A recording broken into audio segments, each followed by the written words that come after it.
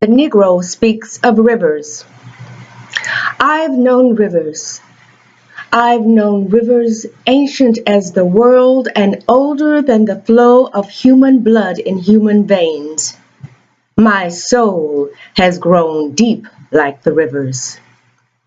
I bathed in the Euphrates when dawns were young. I built my hut near the Congo, and it lulled me to sleep. I looked upon the Nile and raised the pyramids above it. I heard the singing of the Mississippi when Abe Lincoln went down to New Orleans, and I've seen its muddy bosom turn all golden in the sunset. I've known rivers, ancient, dusky rivers. My soul has grown deep like the rivers. Langston Hughes. I'm Mimi Ayers, and Langston Hughes is my mentor poet. I will present 3 of his poems. The first I've already recited, and as this is assigned by UNO Professor Kellen Embry, our online poetry workshop, English 6193476. The other 2 poems will also be from Langston Hughes, his middle and third period. I will also read a letter I wrote to my mentor poet. This is about some of the things I've experienced while reading and being communicated to by Langston Hughes through his autobiographies, The Big C, and I Wonder as I Wonder, his correspondence with his friend Carl Van Vechten, and the book which was called Remember Me to Harlem, and of course through his poems. The first 2 poems can be found in the first anthology, Selected Poems, and the other in The Panther and the Lash. James Mercer Langston Hughes was born in Joplin, Mississippi in 1902. He grew up in Kansas and liked to say he was born and raised in the heart of the country. I think he wanted to make sure people knew he was an American and proud of it. His heart, however, was in Harlem. No matter where he traveled, whether by force of poverty, he moved in and out with his mother in different places, with his grandmother, with his aunt. Sometimes he moved because of opportunity, like he went to Spain and as a journalist, and to Russia as a playwright, and to Asia out of curiosity, as well as to Cuba and Haiti. In junior high, he was elected class president because it was assumed that black people all had rhythm, and he won that. But his real reward is when they applauded his poem that he read to the class, and then he was really hooked.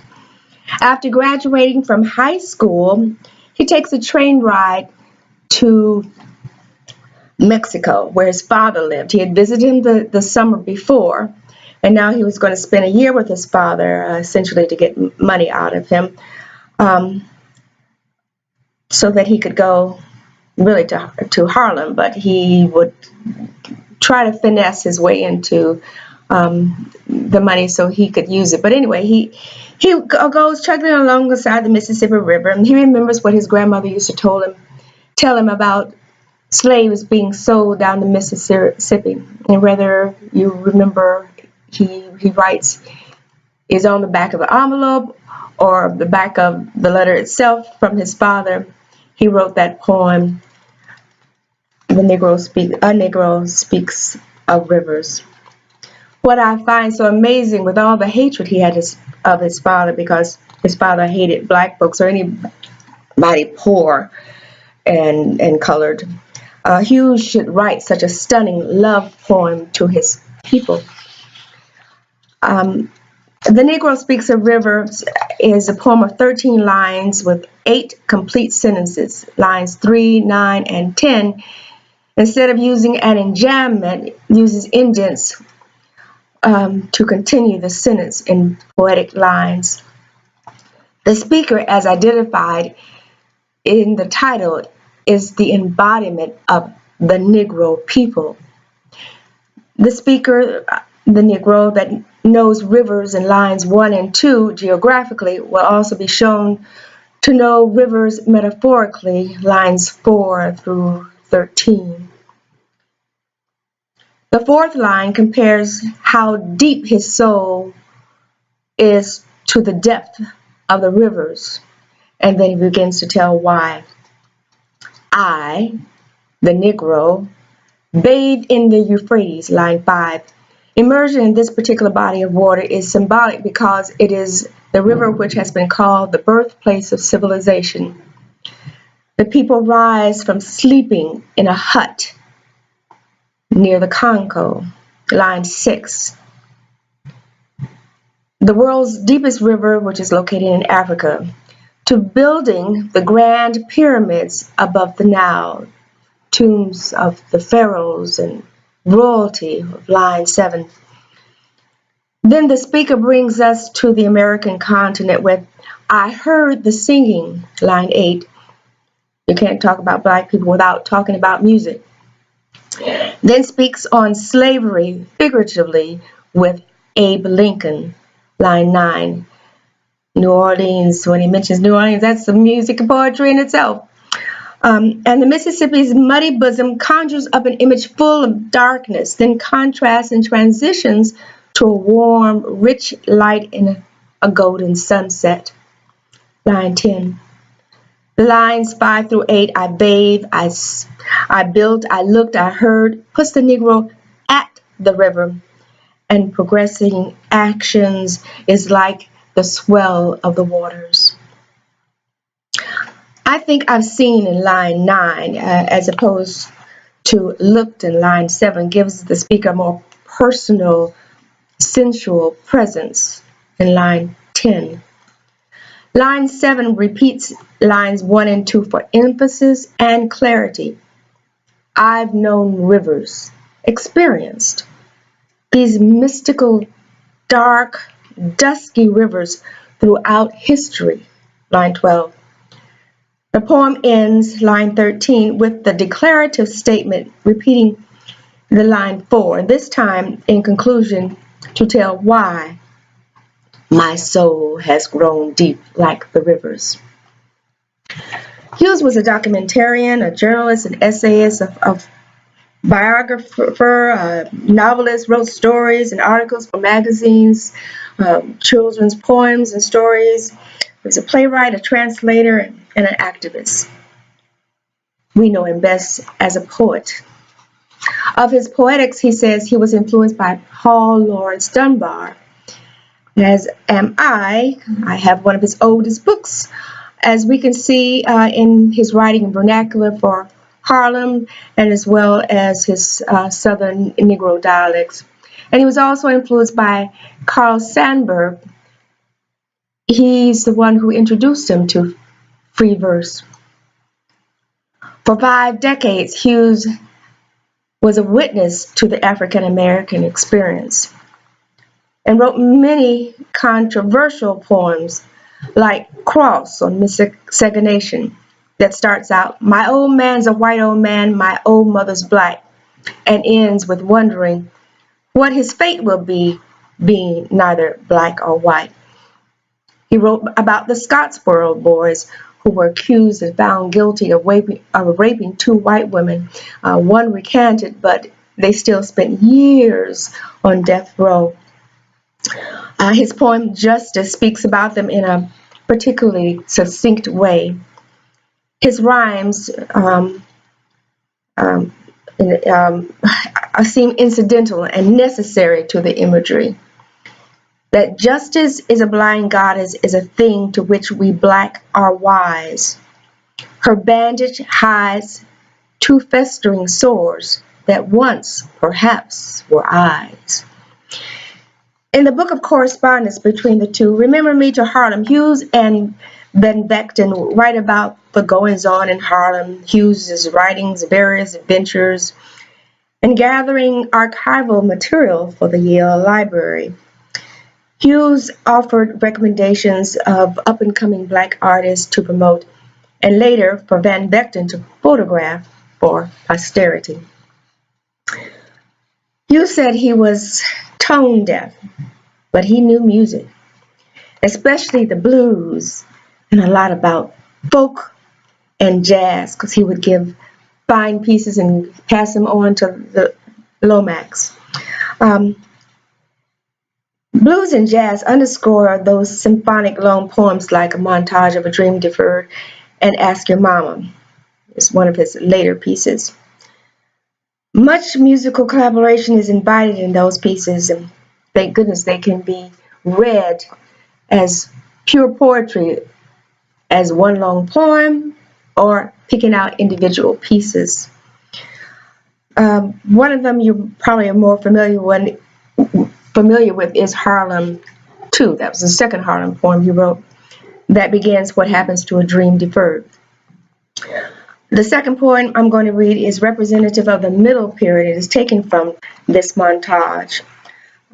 Hughes wrote in his introduction, this poem on contemporary Harlem, like bebop, is marked by conflicting changes, sudden nuances, sharp and impudent interjections, broken rhythms, and passages sometimes in the matter of the jam session.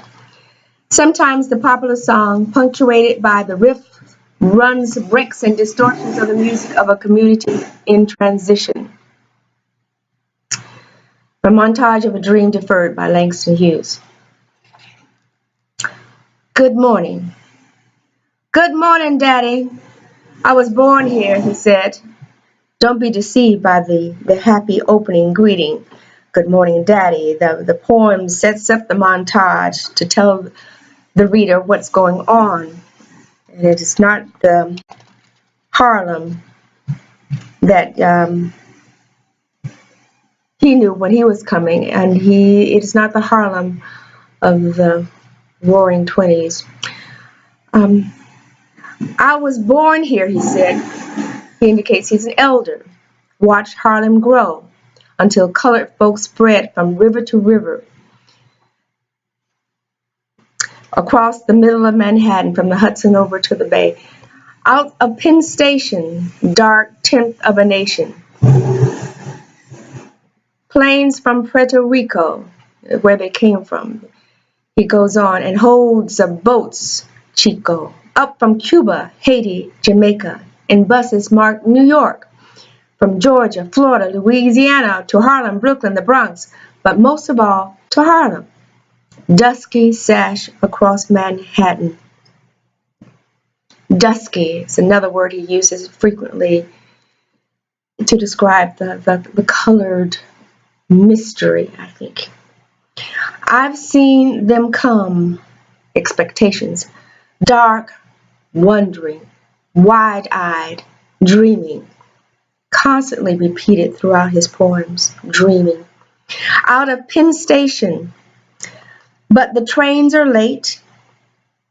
Frustration before they even get to the gates. The gates open, yet there are bars. Sure things, there are bars and drugs everywhere before he even gets at the gate. Yet there are bars at each gate. What happens to a dream deferred? This is that painful refrain throughout the montage. Daddy, ain't you heard? It explodes! The third poem is from The Panther and the Lash. I got it from. He's often written or collected poems have been in various anthologies. But this one is called Birmingham Sunday, and I'm just going to read it straight through. September 15, 1963. 4 little girls who went to Sunday school that day and never came back home at all, but left instead their blood upon the wall, with splattered flesh and bloody Sunday dresses torn to shreds by dynamite that China made eons ago. Did not know that what China made before China was ever red at all would redden with their blood this Birmingham on Sunday wall. 4 tiny girls who left their blood upon that wall, and little graves today await the dynamite that might ignite the fuse of centuries of dragon kings, whose tomorrow sings a hymn the missionaries never taught Chinese in Christian Sunday school to implement the golden rule. 4 little girls might be awakened some day soon by songs upon the breeze, and yet unfelt among magnolia trees. This last poem has 3 strophes and is bloody visual. The red is played out all throughout the poem, from the blood of the little girls to the red Chinese. That's a political statement.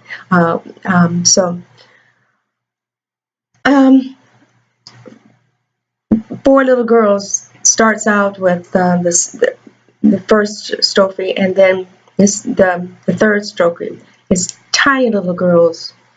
It sort of brings it more inward in the second strophe. Okay, they were bound with dynamite in a church on Sunday morning. Hughes gives the immediate and global outcries with dynamite and ignite in lines 4 and 2. But I wonder why Chinese were so vilified when, yes, they invented the gunpowder. But I kept trying to find something about the Ku Klux Klan, who were actually responsible for their deaths, and trying to tie in the Dragon King in strophe 2, line 5. But perhaps only the magnolia trees with their big white flowers, a symbol of the genteel South, is my only kind of reference for that injustice. In any case, it was Alfred Nobel, founder of the Nobel Peace Prize, who invented dynamite, and so I was a little disappointed in his research, or lack of research. In his lecture, The Students at UCLA on February 2nd, 1967, he admitted most of his poems are simple, not as complicated as the poems he praised and promoted of Alice Walker and Leroy Jones, now known as Maria Baraka. Throughout his life, he praised and promoted new talent. I wonder what he'd think of me. I want to read you my letter. Well, I'm reading a letter to my mentor poet. Dear Langston, it has been my honor to have spent time with you through your writings and the poetry presentations on which you are now available on the internet. I have read both of your autobiographies, The Big Sea and I Wonder as I Wander, 2 anthologies, Selected Poems, and The Panther and the Lash, and the book of correspondence between you and Carl Van Vechten, Remember Me to Harlem.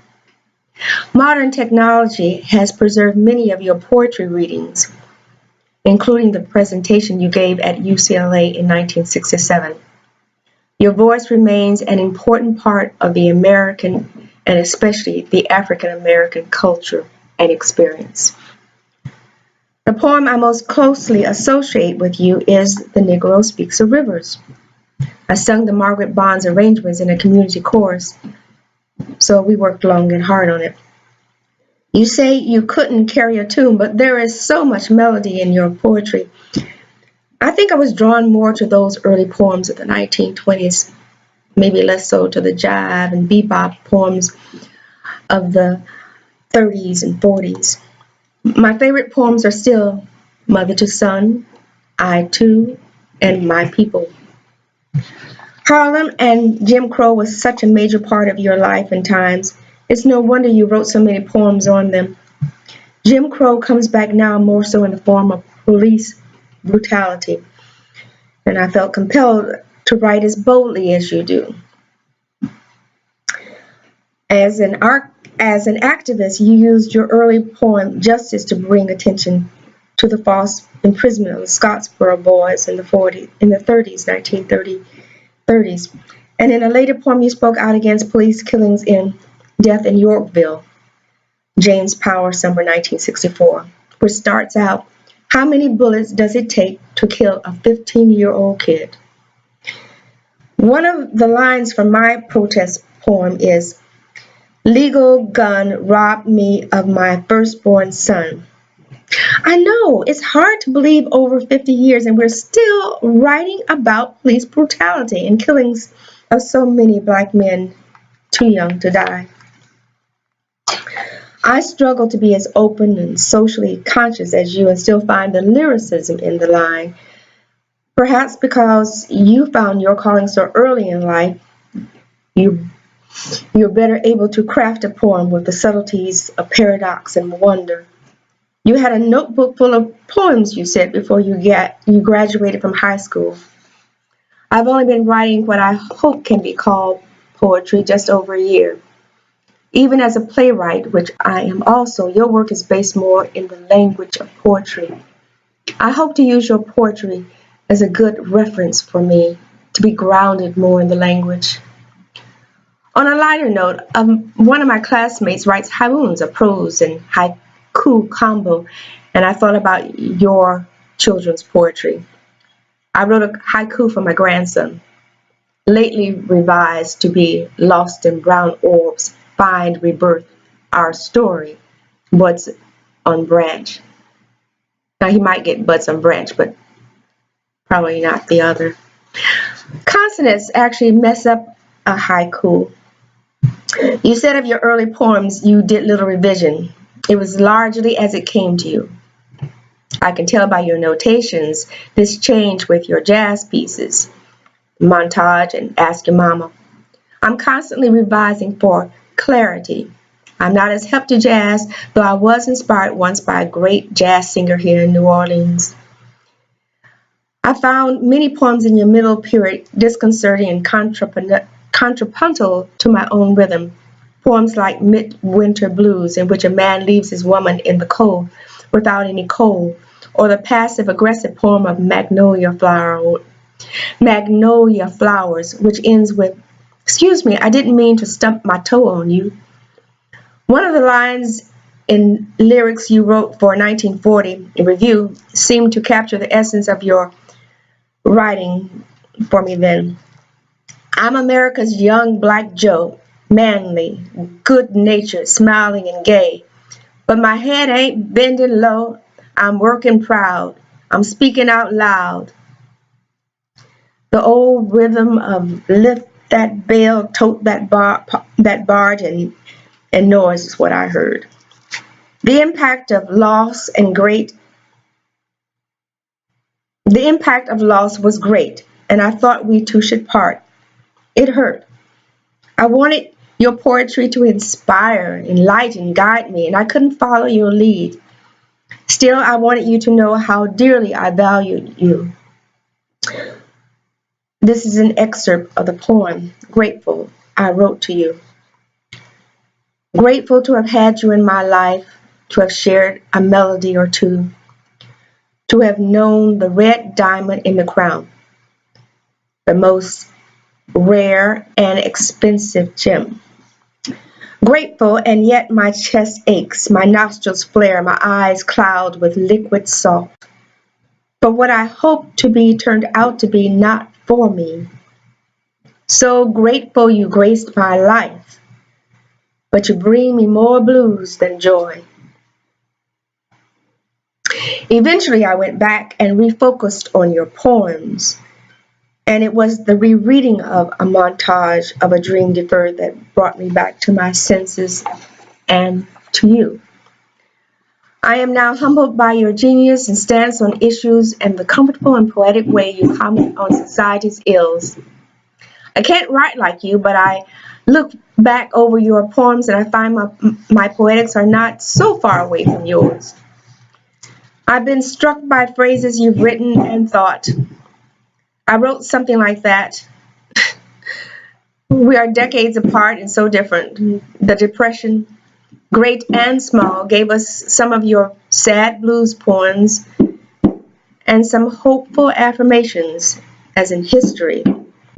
The past has been a mint of blood and sorrow that must not be true of tomorrow. Each line a poem. The The land of the not-so-free presents many challenges in these times too. I am striving to find the hope in my discourse, but still I can't help but write. My country, 'tis of thee, not me, bitter, sweet land of liberty. Looking to find your last poems, I found this one you wrote in 1935. Let America be American again. Let America be America again. It's so timely and coincidental that I'd like to remind you of those, well, a few of those lines. Let America be the dreamer's dream. Let it be that great strong land of love where never kings connive nor tyrants scheme that any man be crushed by one above. It never was America to me. Oh, let my land be a land where liberty is crowned with no false patriotic wreath. Oh, let my land be a land where liberty is crowned with no false patriotic wreath, but opportunity is real and life is free. Equality is in the air we breathe. There's never been equality for me, nor freedom in this homeland of the free.